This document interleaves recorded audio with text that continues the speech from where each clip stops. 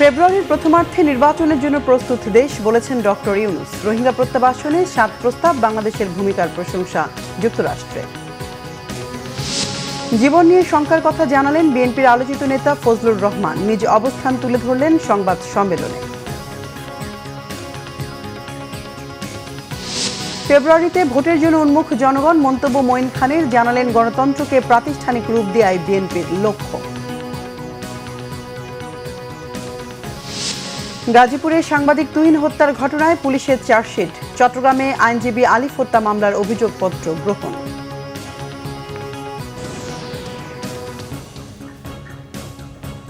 দেখছিলেন crown cement সংবাদ শিরোনাম। এবার বিস্তারিত সংবাদ। প্রধান উপদেষ্টা ডক্টর মোহাম্মদ ইউনূস বলেছেন, ফেব্রুয়ারির প্রথমার্ধে নির্বাচনের জন্য প্রস্তুত দেশ, পরিস্থিতিও স্থিতিশীল আছে। তিনি বলেন, রোহিঙ্গাদের নিজ দেশ মিয়ানমারে ফেরত পাঠানো ও জাতিগত নির্মূল থেকে রক্ষায় আন্তর্জাতিক সম্প্রদায়কে কার্যকর উদ্যোগ নিয়ে এগিয়ে আসতে হবে। কক্সবাজারে আন্তর্জাতিক সম্মেলনের উদ্বোধনীতে রোহিঙ্গা সংকটের সমাধানে ৭ দফা প্রস্তাবও দেন ডক্টর ইউনূস। রিপোর্ট সৈয়দ আব্দুল মুহিতের। মিয়ানমারের সেনাবাহিনীর নির্যাতন থেকে বাঁচতে ২০১৭ সালের ২৫শে আগস্ট রাখাইন রাজ্য থেকে রোহিঙ্গাদের আসার ঢল শুরু হয় বাংলাদেশে। এর কয়েক মাসের মধ্যে ঝাঁকে ঝাঁকে রোহিঙ্গা শরণার্থী আশ্রয় নেয় কক্সবাজারের উখিয়া টেকনাফে। বাংলাদেশের অভিমুখে রোহিঙ্গাদের সেই অনিশ্চিত যাত্রার ৮ বছর পূর্ণ হলো। এমন দিনেই রোহিঙ্গা সংকটের টেকসই সমাধানে কক্সবাজারের ৩ দিনের আন্তর্জাতিক সম্মেলনের দ্বিতীয় দিনে যোগ দেন প্রধান উপদেষ্টা ডক্টর মোহাম্মদ ইউনূস। রোহিঙ্গা সংকটের টেকসই সমাধানে কক্সবাজারের ৩ দিনের আন্তর্জাতিক সম্মেলনের দ্বিতীয় দিনে যোগ দেন প্রধান উপদেষ্টা ডক্টর মোহাম্মদ ইউনূস। বাংলাদেশের আয়োজনে সম্মেলনে অংশ নিচ্ছেন বিভিন্ন দেশের কূটনীতিক, আন্তর্জাতিক বিশেষজ্ঞ, শিক্ষাবিদ, আন্তর্জাতিক সংস্থা ও রোহিঙ্গা সম্প্রদায়ের প্রতিনিধিরা। প্রধান অতিথির ভাষণে ডক্টর মোহাম্মদ ইউনূস বলেন, বাংলাদেশে আশ্রয় নেয়া ১৩ লাখ রোহিঙ্গা শরণার্থীর জন্য অতিরিক্ত খরচ করা আর সম্ভব নয়। রোহিঙ্গাদের জাতিগত নির্মূলের ভয়াবহ পরিকল্পনা বাস্তবায়ন থেকে সশস্ত্র ঘাতকদের থামানো আন্তর্জাতিক সম্প্রদায়ের নৈতিক দায়িত্বের কথা স্মরণ করিয়ে দেন প্রধান উপদেষ্টা। Regional international stakeholders must continue to stand resolutely against the heinous crime of ethnic cleansing. Towards that, we urge upon all to calibrate their relationship with Myanmar and Arakan Army and all parties to the conflict in order to promote an early resolution of the protective crisis. তিনি জানান, রোহিঙ্গাদের চাপ সামাল দিতে গিয়ে বাংলাদেশ এখন নতুন সংকটে। আবারও আশ্বস্ত করেন, ঘোষিত সময়ে নির্বাচনের জন্য প্রস্তুত Bangladesh. We have announced the time for election. It's just about a year back we had the uprising mixed with the killing spree, and the country has come to this stable enough and ready to have the election. So we announced the election in the first half of February 2026. সম্মেলন থেকে পাওয়া বক্তব্য ও সুপারিশ আগামী ৩০ September new ইয়র্কে জাতিসংঘ সাধারণ পরিষদের রোহিঙ্গা বিষয়ক আন্তর্জাতিক সম্মেলনে উপস্থাপন করা হবে। সৈয়দ আব্দুল মুহিত, বাংলা ভিশন, ঢাকা। মিয়ানমারের বাস্তুচ্যুত রোহিঙ্গা জনগোষ্ঠীকে আশ্রয় দেয়ায় বাংলাদেশের সরকারের প্রশংসা করেছে যুক্তরাষ্ট্র। রবিবার যুক্তরাষ্ট্রের পররাষ্ট্র দপ্তর থেকে দেয়া এক প্রেস বিবৃতিতে দপ্তরের principal deputy spokesperson Thomas Picot বাংলাদেশের পাশাপাশি রোহিঙ্গাদের আশ্রয় দেয়ায় এই অঞ্চলের অন্য দেশগুলোরও প্রশংসা করেন। বিবৃতিতে টমাস বলেন, মিয়ানমারে সহিংসতা ও বাস্তুচ্যুতির শিকার রোহিঙ্গা এবং অন্যান্য জাতিগোষ্ঠীর প্রতি সংহতি জানায় যুক্তরাষ্ট্র। ২০১৭ সালে আগস্ট মাসে রাখাইনে সেনা অভিযান শুরুর পর কয়েক মাসের মধ্যে ৭ লাখের বেশি রোহিঙ্গা বাংলাদেশে পালিয়ে এসে আশ্রয় নেয়। এর আগে থেকেই বাংলাদেশে ছিল ৪ লাখেরও বেশি রোহিঙ্গা। বর্তমানে ১৩ লাখের বেশি রোহিঙ্গা অবস্থান করছে বাংলাদেশে। জীবন নিয়ে শঙ্কায় আছেন বলে জানিয়েছেন দলীয় শোকজ পাওয়া বিএনপি নেতা অ্যাডভোকেট ফজলুর রহমান। হাইকোর্টে ল রিপোর্টার্স ফোরাম কার্যালয়ে সংবাদ সম্মেলনে এই কথা জানান বিএনপি চেয়ারপারসনের এই উপদেষ্টা। দল আমাকে একটা শোকজ করতেই পারে, এটা আমি উত্তর দিব, সেটা দলের সঙ্গে আমার ব্যাপার, তখন দেখা যাবে। কিন্তু আমাকে হত্যা করার জন্য যারা আসলো, আমি তাদেরকে চিনি না, জানি না, তাদের সঙ্গে আমার কোনো সম্পর্ক নাই, দূর সম্পর্ক নাই, তাদের সাথে আমার শত্রুতাও নাই, আমার কোনো মিত্রতাও নাই। কিন্তু এই যে মব একটা সিচুয়েশন সৃষ্টি হয়ে আমাকে যে হত্যা করার জন্য বা আমার ছেলে মেয়েদেরকে সর্বনাশ করার জন্য, আমার পরিবারকে সর্বনাশ করার জন্য আমি একটা ভাড়া বাসায় থাকি। এর মধ্য দিয়ে আমার কাছে মনে হচ্ছে যে এই দেশে কি আমার বাঁচার অধিকার আছে কি নাই, এটা জনগণকে জানানো উচিত। পুলিশ আর আর্মি আসাই কি আমার মতো একজন মুক্তিযোদ্ধার বাড়িতে আমার জন্য খুব সম্মানজনক ব্যাপার। হ্যাঁ, আমার যদি অপরাধ হয়, ছেলেরা যদি মনে করে তাদের বিরুদ্ধে আমি কোনো কথা বলছি, আমি কোনো অপরাধ করছি, তা আমার বিরুদ্ধে তারা কেস করুক, মামলা করে আমাকে, যদি আমি অপরাধ সেই ধরনের অপরাধ করে থাকি যেটা হলো বেইলেবল সেকশন না, আমাকে তারা জেলখানায় পাঠিয়ে দিই। তারা আমার বিরুদ্ধে মামলা, আমি কি অপরাধ করছি তারা বলুক, তা তো সেটাও বলে না। ফেব্রুয়ারি মাসে ভোটের জন্য দেশের মানুষ উন্মুখ হয়ে আছে বলে মন্তব্য করেছেন বিএনপির স্থায়ী কমিটির সদস্য ডক্টর আব্দুল মঈন খান। 2009 সাল থেকে জনগণ ভোট দিতে না পারায় ফেব্রুয়ারিতে ভোটের জন্য অপেক্ষায় বলেও জানান তিনি। জাতীয়তাবাদী মুক্তিযোদ্ধা দলের 33তম প্রতিষ্ঠাবার্ষিকী উপলক্ষে বিএনপির প্রতিষ্ঠাতা শহীদ রাষ্ট্রপতি জিয়াউর রহমানের মাজারে ফুল দিয়ে শ্রদ্ধা জানান নেতাকর্মীরা। ডক্টর আব্দুল মঈন খান জানান, আগামী দিনে একটি সুষ্ঠু নির্বাচনের মাধ্যমে বাংলাদেশে গণতন্ত্র পুনঃপ্রতিষ্ঠিত হবে। গণতন্ত্র ও দরিদ্র মানুষের অর্থনৈতিক মুক্তির জন্য কাজ করে যাচ্ছে বিএনপি। তিনি বলেন, চিরস্থায়ী বন্দোবস্ত নয়, গণতন্ত্রকে প্রাতিষ্ঠানিক রূপ দেওয়ার জন্যই বিএনপির কর্মসূচি। একটি সুষ্ঠু নিরপেক্ষ ভোটের মাধ্যমেই কেবল বাংলাদেশের মানুষ তারা গণতন্ত্র ফিরে পেতে পারে। তারা তাদের ইচ্ছামতো 300 প্রতিনিধি নির্বাচিত করবে এবং এটা বুঝতে হবে এই প্রতিনিধিরা কিন্তু কোনো চিরস্থায়ী বন্দোবস্তে আসতে পারবে না। তারা একটি নির্দিষ্ট সময়ের জন্য আসবে।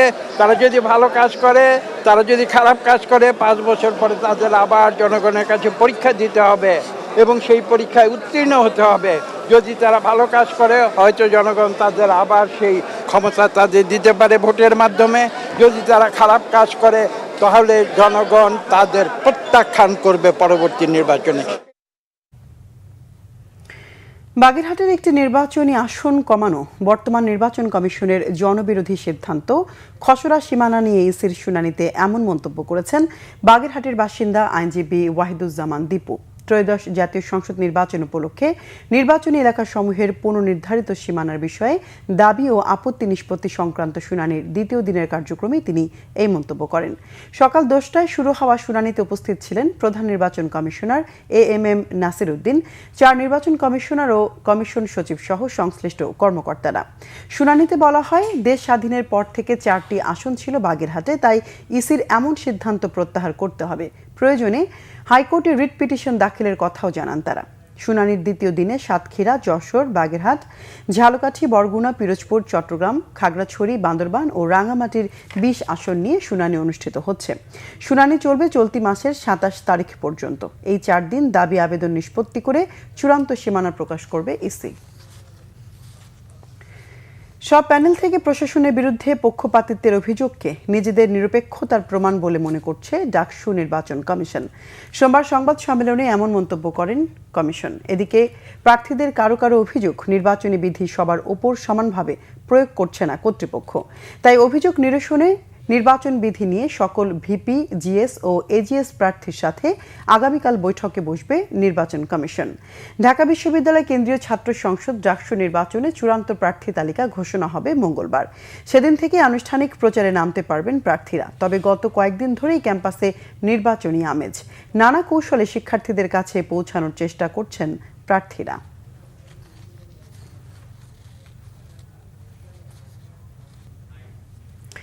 দর্শক, এই মুহূর্তে ঢাকা বিশ্ববিদ্যালয়ে আছেন সিনিয়র রিপোর্টার ফরুক বাবু। সরাসরি যুক্ত হচ্ছে তার সাথে। বাবু, ছাত্রদলের ব্রিফিংয়ে কি জানানো হয়েছে? ডাকসু নির্বাচনকে ঘিরে আজকের ক্যাম্পাসের পরিস্থিতি কেমন দেখছেন? যেভাবে আপনি জানেন, আজকে ঢাকা ইউনিভার্সিটির যে ডাকসু যে নির্বাচন, যে সেই নির্বাচনে আজকে 21 জন প্রার্থী তাদের বৈধতা উদ্র করেছেন এবং তারা কেন উদ্রতা করেছেন সেই বিষয় নিয়ে এখন পর্যন্ত প্রধান নির্বাচন কমিশনার তার তরফ থেকে জানানো হয়নি। কারণ তারাও নিজেরাও হচ্ছে যে এই বিষয় নিয়ে আসলে যাচাই বাছাই করতে যাচ্ছে যে যারা এখন পর্যন্ত যে নির্বাচন প্রত্যাহার করেছেন যে তারা সঠিক কিনা, যে নিজের প্রার্থীতা নিজে যাচাই করেছেন কিনা সেই বিষয় নিয়ে তারা আরও যাচাই বাছাই করবে। যে একজনের নামে অন্যজন হচ্ছে যে যে তার মনোনয়নপত্র প্রত্যাহার করেছে কিনা সেই বিষয়টি যাচাই বাছাই করে আগামীকাল সেই বিষয় নিয়ে তারা সিদ্ধান্ত জানাবে।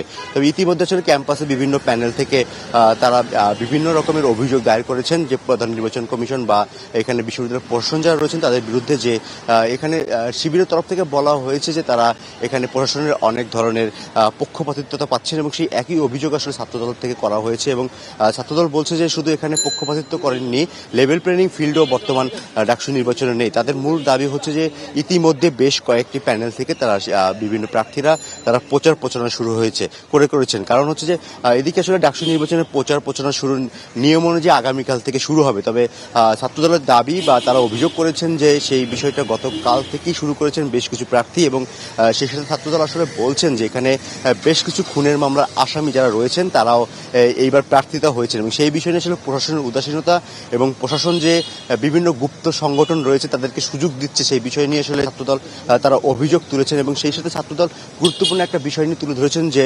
বিভিন্ন হলে যে তারা প্রচার প্রচারণা চালাবেন সেই বিষয় নিয়ে প্রশাসন এখন পর্যন্ত কোনো ধরনের নির্দেশনা দেননি যে কিভাবে প্রচার প্রচারণা চালানো হবে। তো ছাত্রদল তারা দাবি করেছে যে সেই প্রচার প্রচারণার যে সঠিক নির্দেশনা বিশ্ববিদ্যালয় বা নির্বাচন কমিশন থেকে না দেওয়া হলে পরবর্তীতে দেখা যাবে যে বিভিন্ন গুপ্ত সংগঠনের নেতাকর্মীরা তারা সাধারণ শিক্ষার্থী সেজে বা বিভিন্ন রকমের ব্যানারে এসে তারা ছাত্রদলকে প্রতিহত করতে পারে। সেই বিষয় নিয়ে তারা আসলে চাচ্ছে যে বিশ্ববিদ্যালয় প্রশাসন থেকে আসলে তারা এই নির্দেশনাগুলো যে বা এই ছিল এখান থেকে সর্বশেষ তথ্য।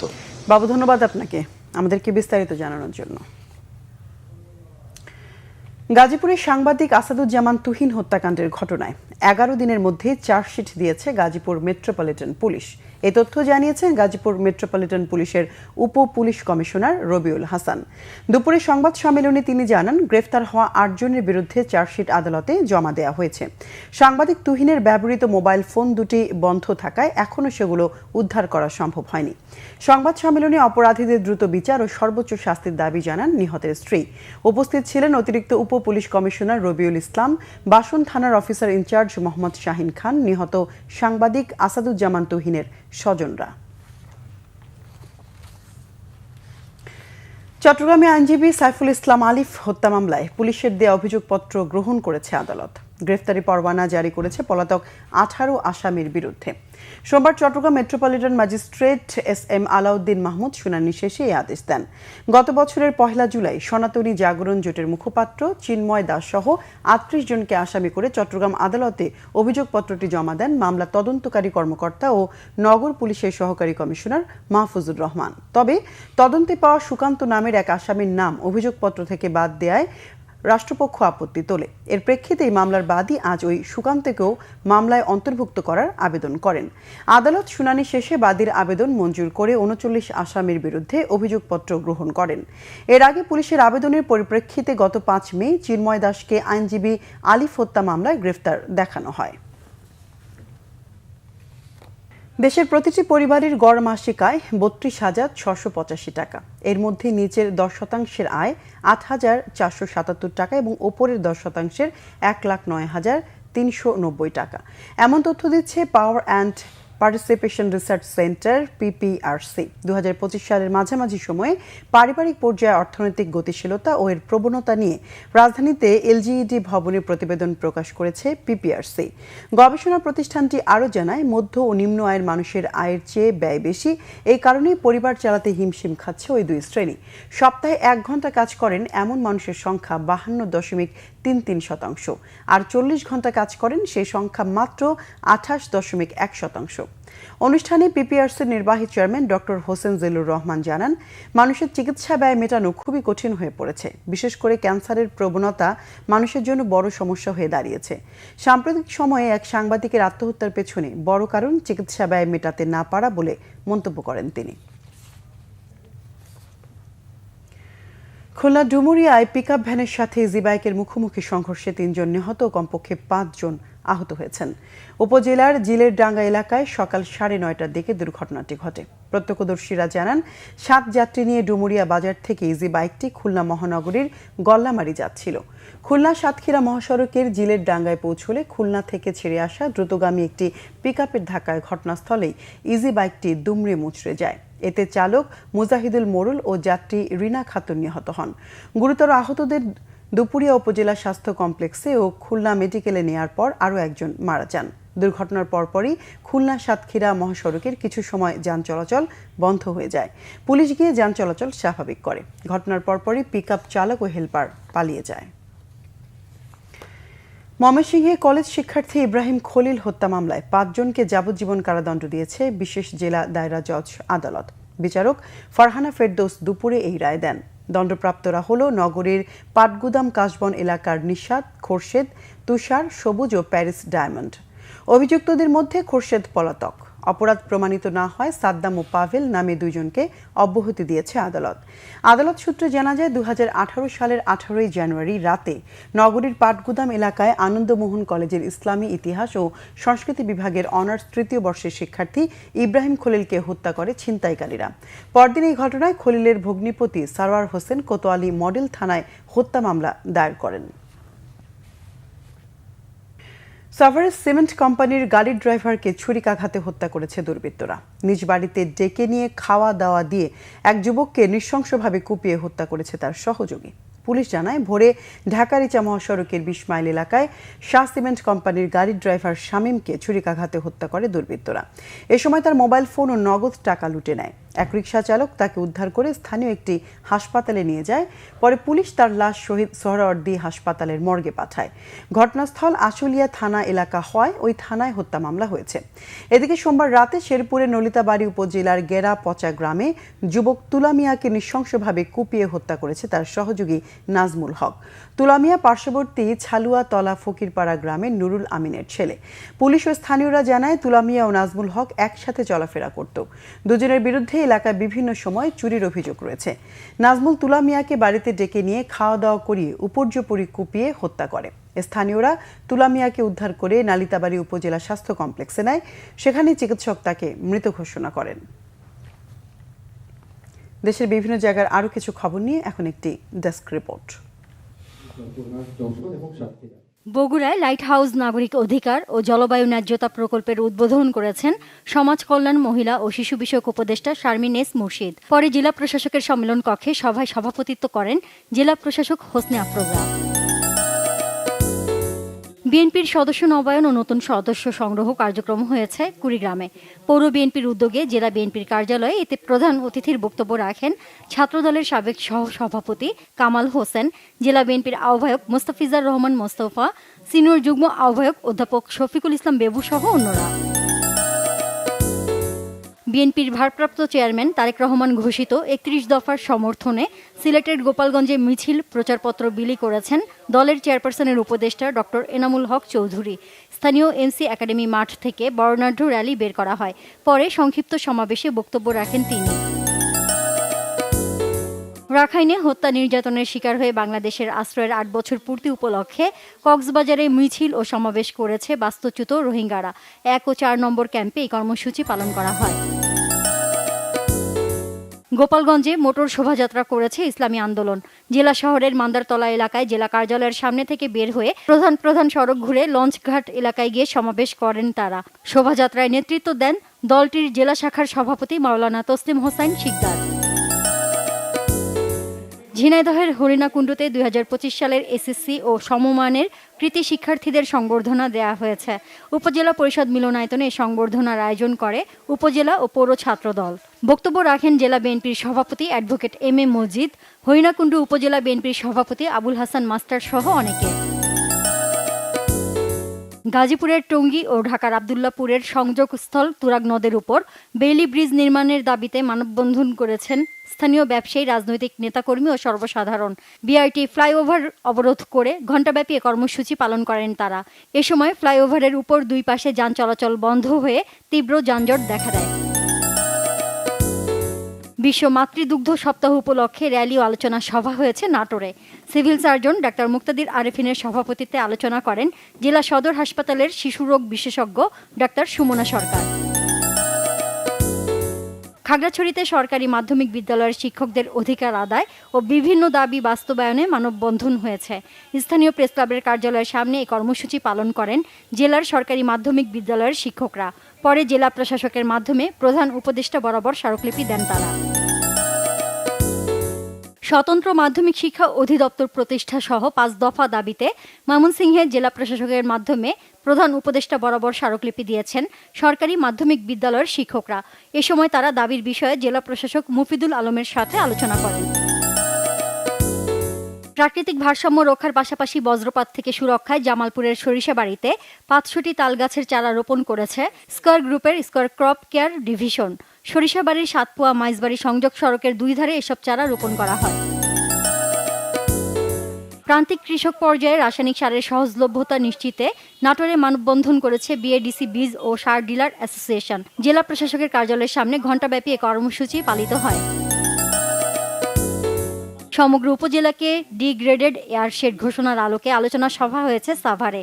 উপজেলা ইটভাটা মালিক সমিতির আয়োজনে আমিনবাজারে স্থানীয় কমিউনিটি সেন্টারে সভায় সভাপতিত্ব করেন সংগঠনের কেন্দ্রীয় মহাসচিব মোনায়েম খান। রংপুরের পীরগঞ্জ হরিপুর আলিম মাদ্রাসার ভারপ্রাপ্ত অধ্যক্ষ আতোয়ার রহমান প্রধানের অনিয়ম, দুর্নীতি ও স্বেচ্ছাচারিতার অভিযোগ এনে মানববন্ধন করেছে এলাকাবাসী। মাদ্রাসা এলাকায় সকালে ঘণ্টাব্যাপী কর্মসূচি পালন করেন তারা। নতুন করে 2025-এর প্রচারণা বিষয়ক মতবিনিময় সভা হয়েছে সাতক্ষীরায়। জেলা প্রশাসন ও জেলা তথ্য অফিসের আয়োজনে সকালে জেলা প্রশাসক সম্মেলন কক্ষে অনুষ্ঠিত সভায় সভাপতিত্ব করেন জেলা প্রশাসক মুস্তাক আহমেদ। চট্টগ্রাম নগরীর বাকলিয়া রাজাখালী এলাকায় অনুমোদনহীন অবৈধ 4টি পলিথিন উৎপাদন কারখানায় অভিযান চালিয়ে 1000 কেজি পলিথিন জব্দ করা হয়েছে। যৌথভাবে অভিযান পরিচালনা করে র্যাব ও পরিবেশ অধিদপ্তর। এ সময় অনুমোদনহীন পলিথিন উৎপাদন ও বিপণনের দায়ে 4টি কারখানাকে 5 লাখ টাকা জরিমানা করা হয়। Nazneen Akter, Bangla vision, news desk. সংবাদ শেষ করব ক্রাউন সিমেন্ট শিরোনামগুলো আরেকবার জানিয়ে। ফেব্রুয়ারির প্রথমার্ধে নির্বাচনের জন্য প্রস্তুত দেশ বলেছেন ডক্টর ইউনূস। রোহিঙ্গা প্রত্যাবাসনের 7 প্রস্তাব, বাংলাদেশের ভূমিকার প্রশংসা যুক্তরাষ্ট্রের। জীবন নিয়ে শঙ্কার কথা জানালেন বিএনপির আলোচিত নেতা ফজলুর রহমান। নিজ অবস্থান তুলে ধরলেন সংবাদ সম্মেলনে। ফেব্রুয়ারিতে ভোটের জন্য উন্মুখ জনগণ, মন্তব্য মঈন খানের। জানালেন গণতন্ত্রকে প্রাতিষ্ঠানিক রূপ দেয়াই বিএনপির লক্ষ্য। গাজীপুরে সাংবাদিক তুহিন হত্যার ঘটনায় পুলিশের চার্জশিট। চট্টগ্রামে আইনজীবী আলিফ হত্যা মামলার অভিযোগপত্র গ্রহণ।